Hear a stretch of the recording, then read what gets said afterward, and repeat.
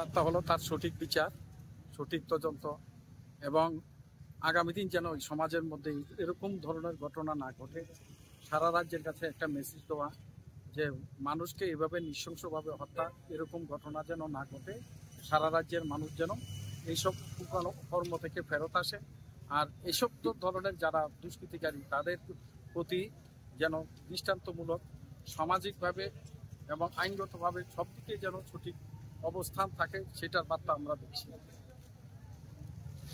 যে আমাদের নিবাসী শরীফুল ইসলামরে কিভাবে নৃশংসভাবে হত্যা করছে, তার এই হত্যার যারা দোষী তাদের কঠোর থেকে কঠোর বিচার চেয়ে আমরা আজকের এই মিছিল বের করেছি।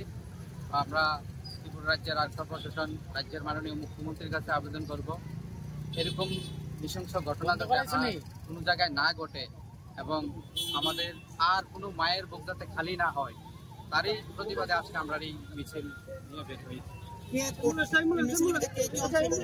মিছিলে এলাকার জনগণকেও এসেছে। এই মিছিলে কোনো জাতির কোনো ব্যাপার নেই, জাতি ধর্ম নির্বিশেষে সবাই এই মিছিলে অংশগ্রহণ করেছেন। কারা কারা এই মিছিলটা করছে? কারা কারা এই মিছিলটা করছে আজকে? ইন্দ্রনগর এলাকাবাসীর তরফ থেকে এই মিছিলটা আজকে আয়োজন করা হয়েছে। এখানে ইন্দ্রনগরের যত লোক আছেন, হিন্দু মুসলিম জাতি ধর্ম নির্বিশেষে সবাই এখানে বিভিন্ন এলাকার লোকজন এখানে সামিল হয়েছেন আজকের এই শরীফের হত্যার বিচার চেয়ে।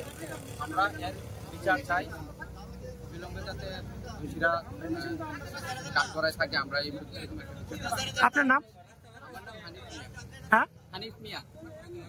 সকলেই জানেন যে বিগত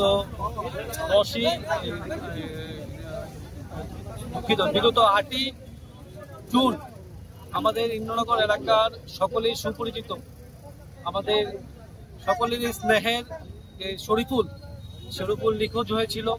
এই শরীফুলকে আমরা বিগত 3 দিন ধরে খুঁজে পাচ্ছিলাম না।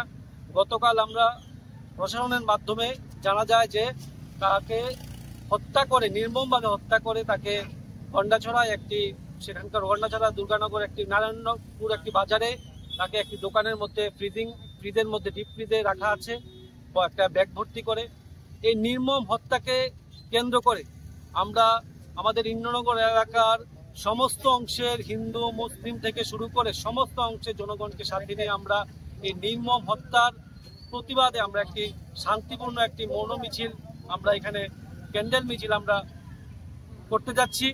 আমরা এই ক্যান্ডেল মিছিল থেকে আমরা আওয়াজ তুলতে চাই যে আমাদের এই শরীফুল ইসলামের যারা হত্যাকারী আছে প্রত্যেককে যেন সরকার এবং প্রশাসন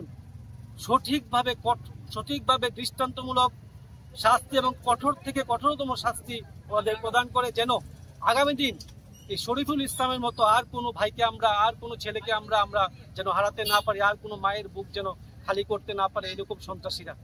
এর জন্যই আজকে আমাদের এই মৌন মিছিলটা।